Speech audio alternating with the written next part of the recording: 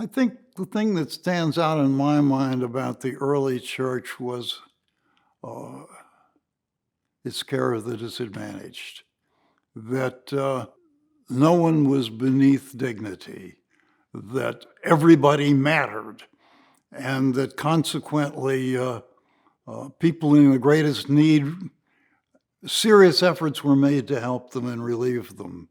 Um, it's Christians could count on. Okay, come the great plagues, and there were several that swept through the empire in the days of early Christianity, and a lot of Christians died treating the sick. That's what they did. That was considered an obligation. And one of the great early bishops wrote at length about the fact that, of course, we're not afraid of this because we know that we're going to spend, death and eternity. But we have this obligation to care for one another.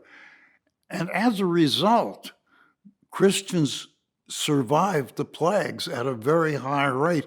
It turns out that just giving people liquid and some sustenance, a lot of people would recover from the plague.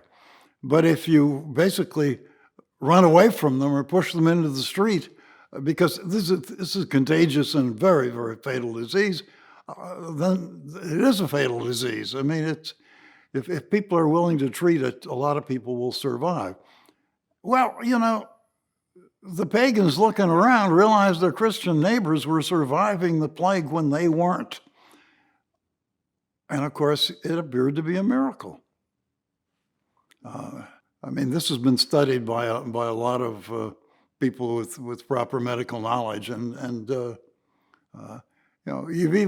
people have even done analyses of early graveyards, and even back then on the tombstones you put date of birth and date of death, and have concluded that Christians were living much longer than their pagan neighbors on average way back in the early days of the church. Quite remarkable. I mean, the studies are amazing.